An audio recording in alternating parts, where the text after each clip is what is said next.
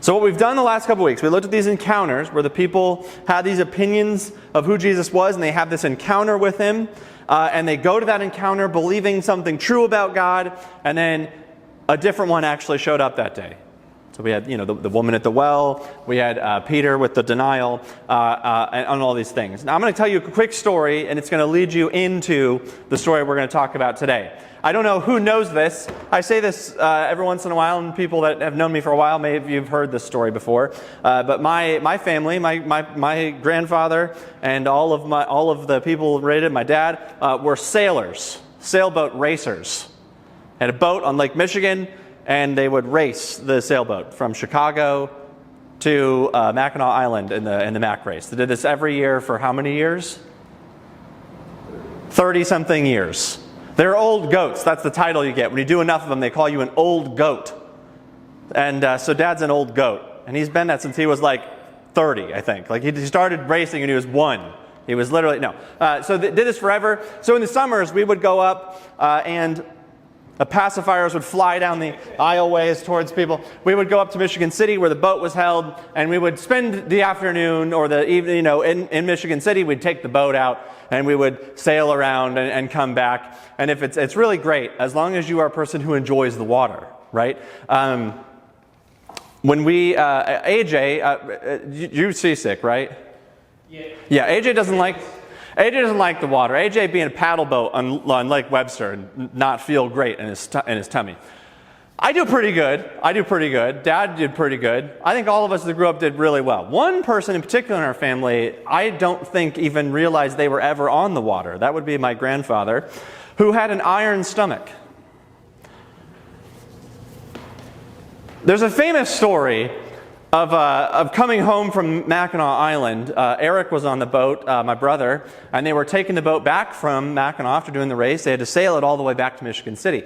And they hit a little squall on the water, and Eric recalls the story of him leaning over the wires on the edge of the boat. The boat's tipped like that. He's leaning over, puking straight into Lake Michigan.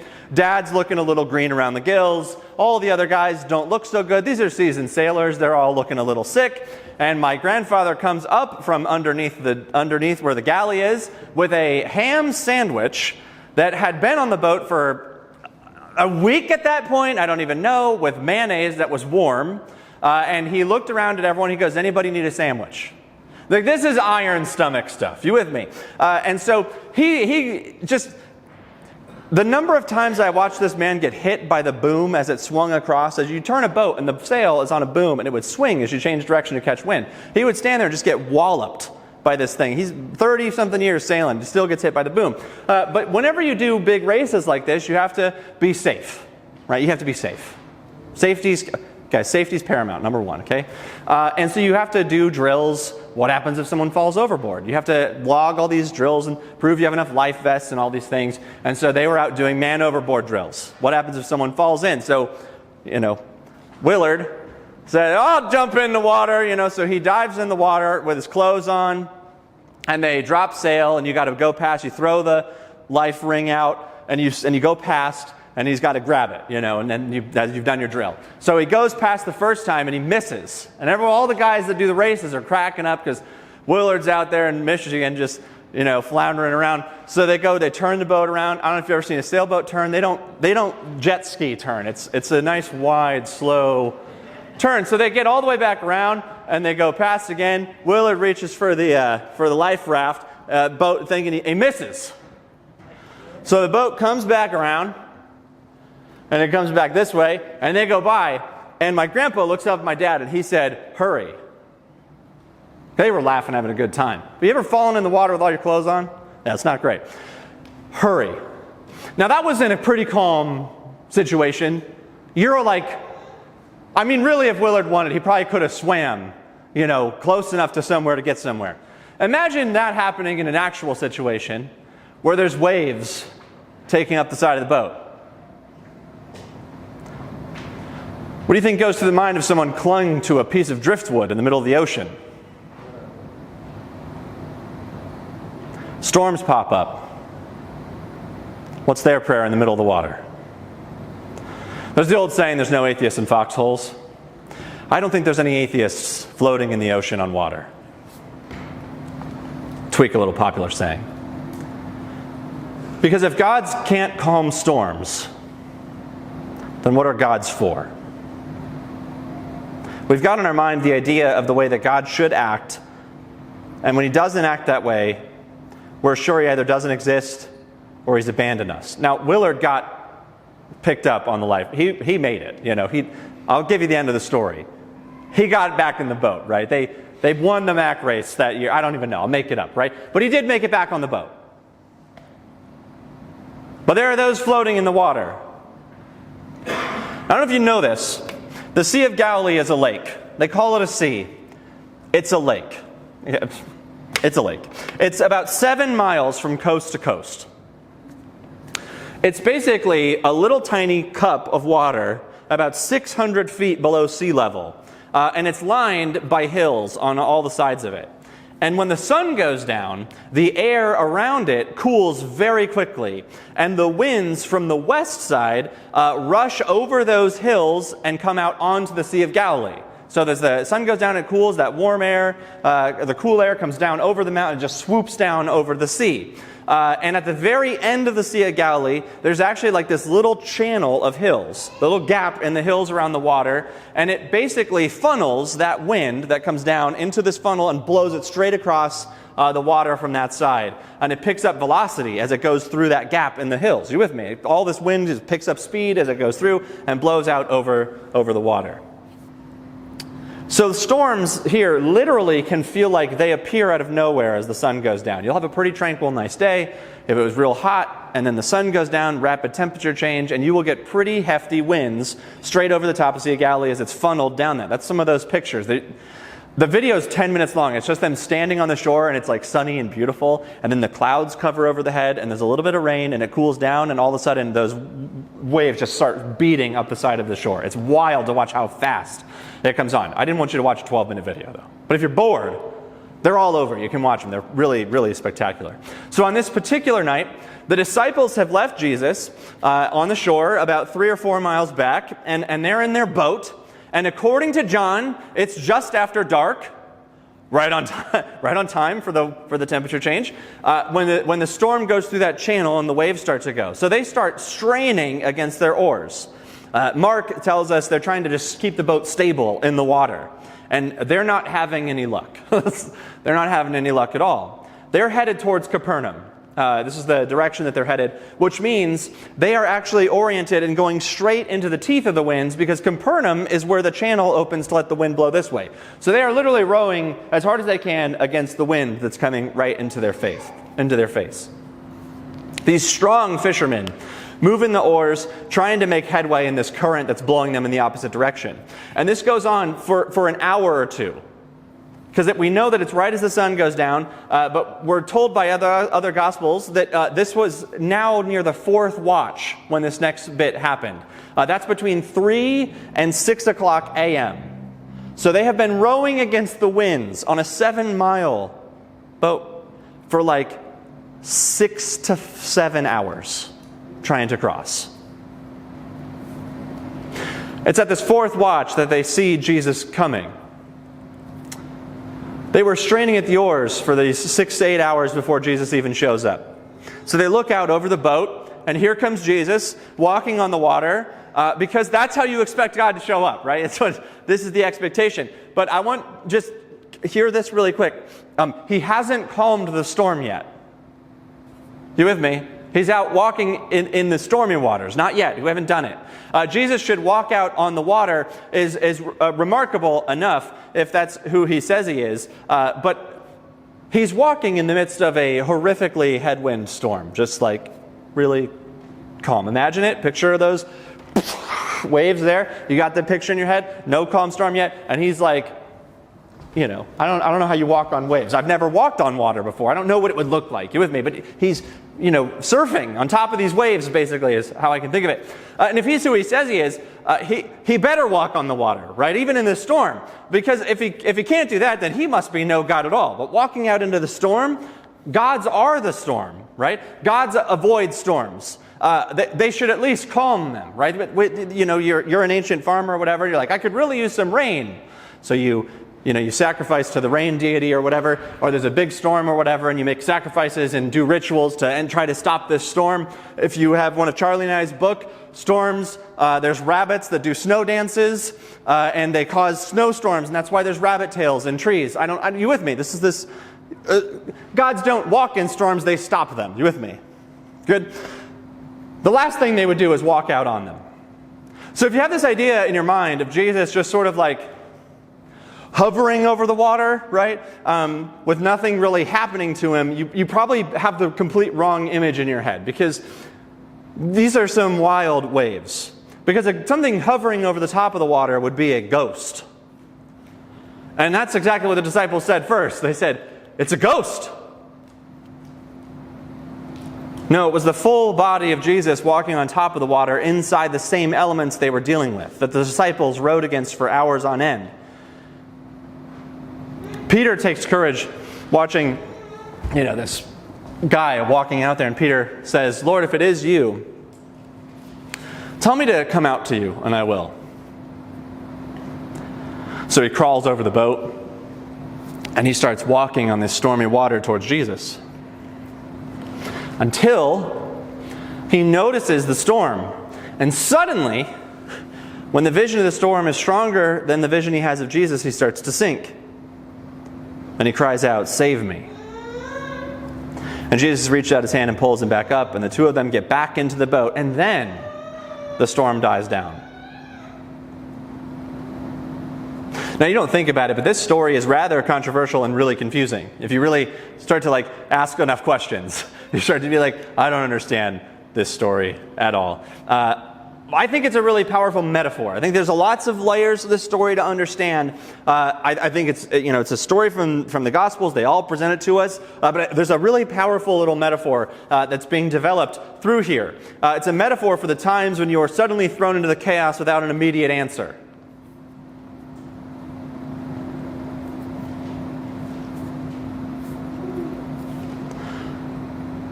Preparing for this so you can know where these stories come from, I emailed some friends of mine that have been pastors for a lot longer than I have. And I said, hey, what are the worst pastoral counseling, pastoral care experiences you've ever had? So I've got a lay of them here, just so you can see where we're at. I said to her on that day in pre-op, don't worry about it, it'll be okay. A couple hours and you'll be back. We prayed, but about an hour later, the surgeon came into the waiting room, trembling so bad that he had to sit down, and with a quivering voice said, this didn't go like I expected. I don't expect her to come out of surgery. In that moment, I watched an ordinary surgeon go into a storm in just a few moments in front of me. They were a young, happy married couple, 2 houses down from us. And he was the only one who worked. They were trying to make it as a single income. So he'd work all day, extra hours, crazy life, he kept saying, and she'd bring the kids out to our front yard, and they would climb our magnolia tree where the limbs are a little bit shorter. And then one day I noticed that he wasn't around much, and when I asked what was happening, he said, well, like I said, the hours are crazy. But a few weeks later, I'd learned that it wasn't the hours after all. He had found somebody else, and 2 weeks after that had moved out of the house, leaving his family behind. He sat across from me in the cafe, stirring an iced tea because he didn't want to look at me. Because last week he got an email from some large organization saying that they'd consolidated the company and his job was being cut. He could apply for a new position in the company if he wanted, but they think they had found somebody else to fill it. He said, I'm 58 years old. What am I supposed to do now? I think somebody should just tell me when they knew this was going to happen. And I saw in the next 3-6 months of this person's life just being tossed from one side to the other as what they knew was solid was suddenly gone. Do you know what I mean when I say a storm is the perfect metaphor for those situations where everything is suddenly out of your control? Normally when this happens, the thing that you all cry out for is the same question. Why? Why? Why are you acting in ways that's not like the God that I've worshipped before?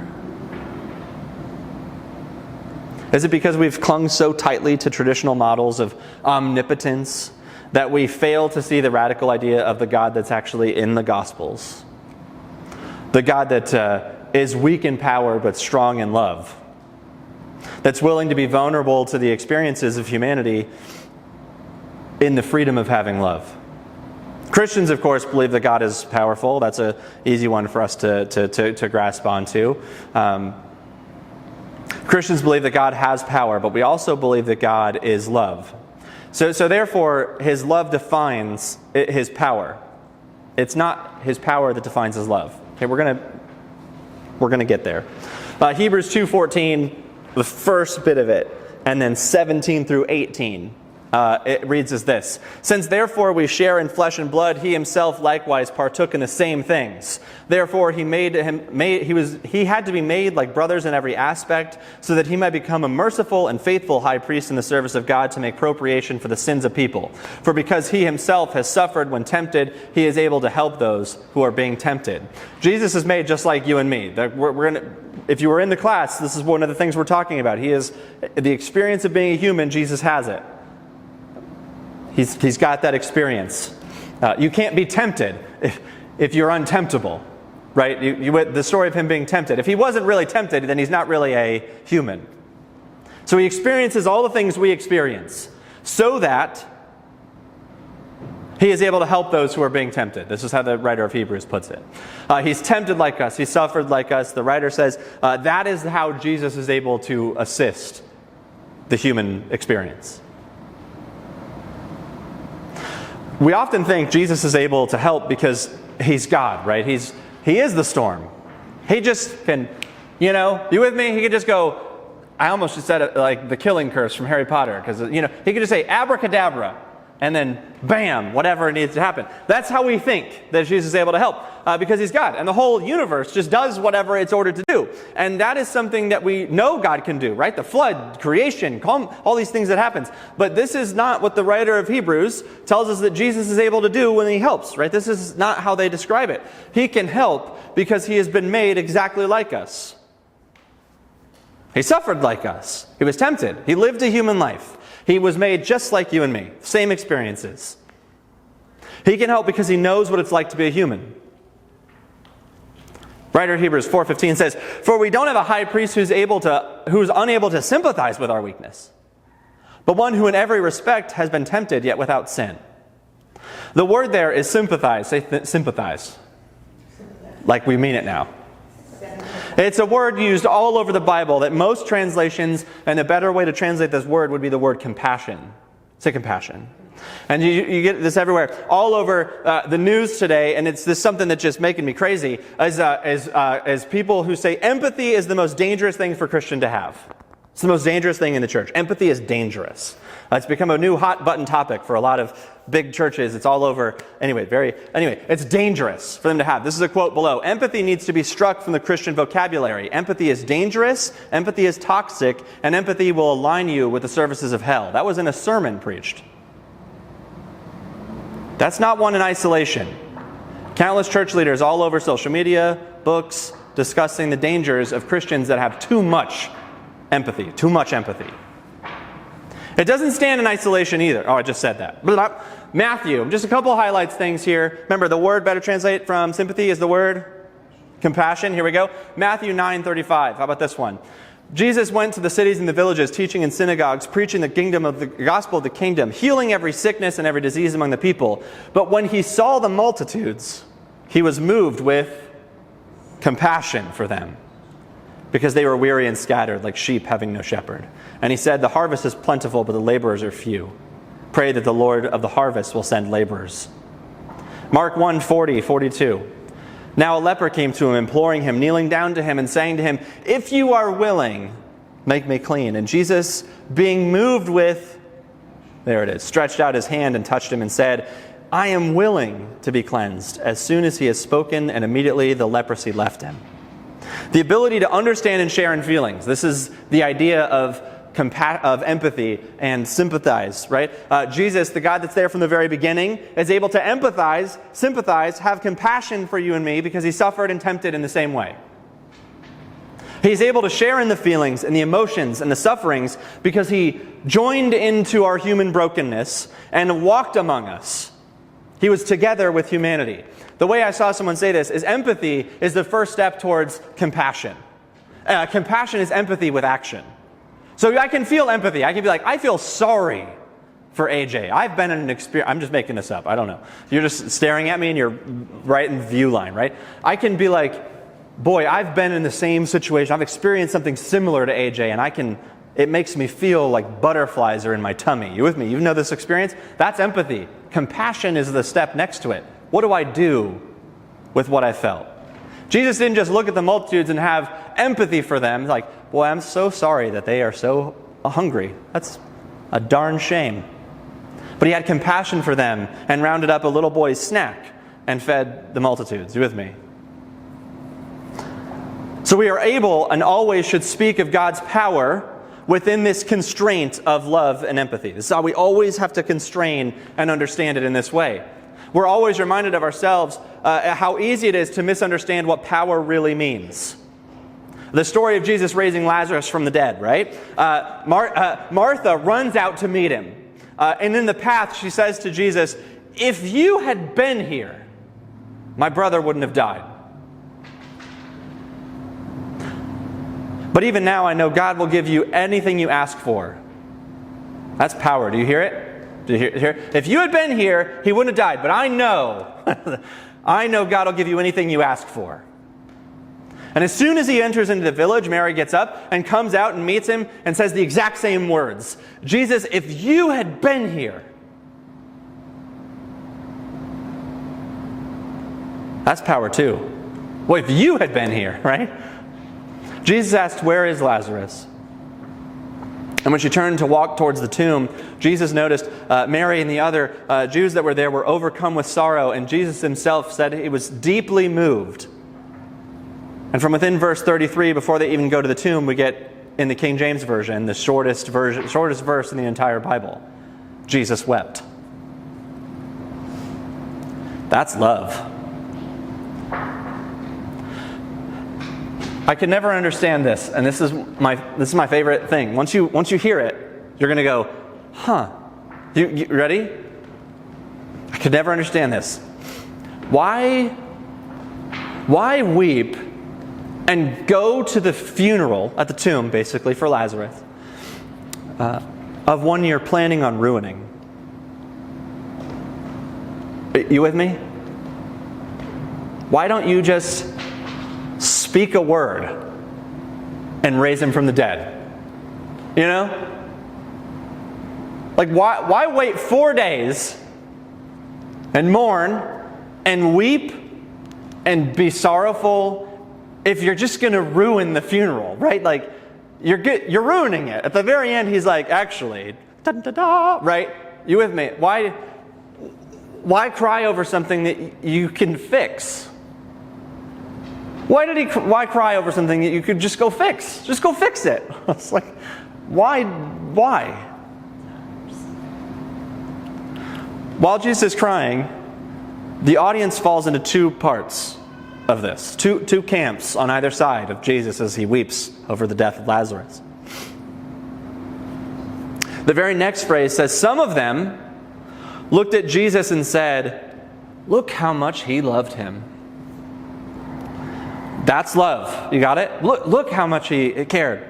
But the others turned and said, could he, the one who'd opened the eyes of the blind, have kept Lazarus from dying? That is power. Some of them want to start right away with power. They want to start right there. And some of them, and they say, God's all about the power. He walks into the situation, and we've got to do it. He might have love, but he's going to use it right away in power, and he's going to calm storms. He's going to bring Lazarus right back from the dead. He's going to do this. Bam, bam, bam, bam. You with me? This is the first move they make too. The other side, they say God is love first and foremost. Sometimes he just attends a funeral, and he raises them later. Sometimes he walks on the storm for a while, and then he calms it. In becoming a human being, God chose to make himself vulnerable to the pain and suffering that we experience. And his life was filled with it. I've said this list 100 times. I'm not aware of another religious system or idea that claims the God that suffers endlessly as the hero of the story. Usually they don't make it in the passing of those stories. This is the backdrop to the answer to the question that you have in these crazy storms that pop up. The surgeon who turned into a blubbering, weeping person, the wife who was left without her husband, the man who lost his job. When these storms approach, the question we have is why? The backdrop to that, behind it, why does God let this happen? How does God respond to the fact that he could do something and nothing happened? God's response to human suffering, to that experience that we have, to the popped up storms, is to suffer with us. God didn't avoid the pain and experience of a real human existence. He didn't swoop in and abracadabra and fix it. He joined us in it. He suffered in it with us. The redemption and healing of our suffering and of the entire world begins first and foremost by joining into suffering, by discovering empathy and having compassion. It begins with God saying, I'm going to take a walk in the shoes that you bear. When you think about the promise of the good news and the promises that Jesus makes, Jesus comes and tells us promises that he would wipe tears from eyes. Jesus wept. That says, never again will there be anyone hungry or thirsty in eternity with a life with me, can say, I was hungry, I was tempted, and I was thirsty. That says there's no more death or mourning or crying or pain, experienced a gruesome death. That promises peace, was a victim of political violence. That promises healing and wholeness comes from ones whose legs were broken so he would suffocate to death. I think I'm speaking for myself a lot, but hopefully to other people too. I say this a lot of times. Normally when I write a sermon, I write it for me. I write it and it changes me first. Something I'm having a problem with, and I try to make sure that it's something maybe all of us are wrestling with. I think I'm hopefully speaking for a lot of people that normally we find ourselves in a difficult, storming situation, and we ask God, why on earth are you doing this to me? One of the things you hear people say a lot if you work in ministry and they talk to you enough is this word, why is God mad at me? What have I done to make him so mad? There has to be something. There has to be something I've done. This is what I would say. Do you know what you did? No? You can't figure it out? That's why I came to see you, Phil. I can't figure out why God would be so mad. I don't know what I would have done. I thought maybe you could tell me. Could you interpret? Could you throw lot and read the signs to see why God is so mad at me? I figured you would be able to tell me this. I thought maybe you could help me see that. So in this idea, right, God is always angry. Why is God mad at me? Can you interpret this specific time why God is just so angry at me all the time? The other thing you hear all the time is this one, that God's just trying to teach you something in those storms. He's trying to learn you something in those storms, right? This is a favorite one of mine. Because you hear this a lot. If I do I have a pastoral group that we communicate with, and we always jokingly, anytime somebody says something's going on, we'll be like, what's he trying to teach you? Because we hate that phrase. We hate that phrase. What's he trying to teach you in this moment, in this storm? You should be learning something in this moment. Some missing piece, something about you that needs purified, and God's going to use that storm to highlight that so you get it figured out. And then this is the real response to it. What don't you know? Right? What don't you know? I don't know. Well, I can't understand, how Christian, if God loves, I don't know what I don't even know. Well, do you believe that God does what's in your best interest? And do you believe he would subjugate you to a storm without ever telling you what you did wrong or how you're supposed to fix something in it? Is God really not capable of calling us out? Can't he just say, Peter, You will deny me 3 times before morning. That's pretty specific.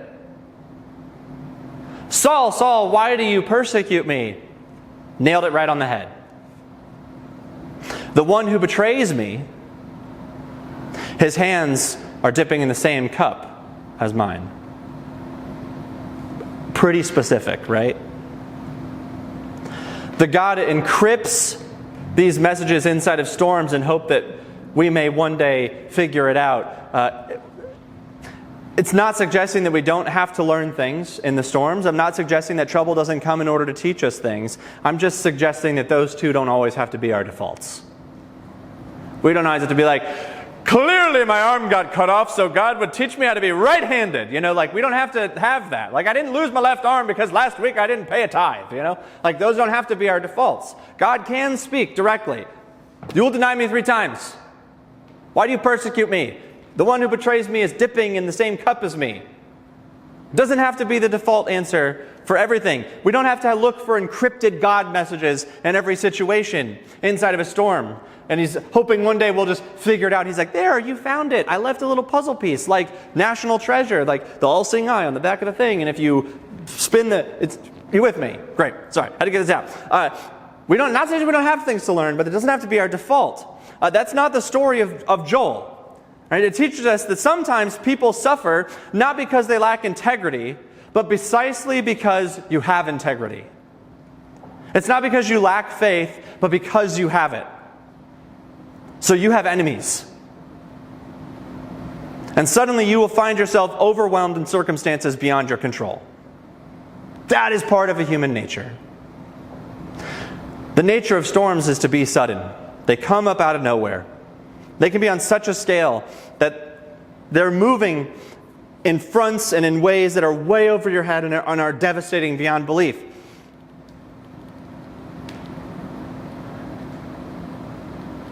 Do you know how awful it is when you're experiencing one of those storms, humiliating even, if you're in the middle of one and someone just comes and tells you exactly what you should do to get out of it? You know what I'm talking about? They're like, you just have to do this.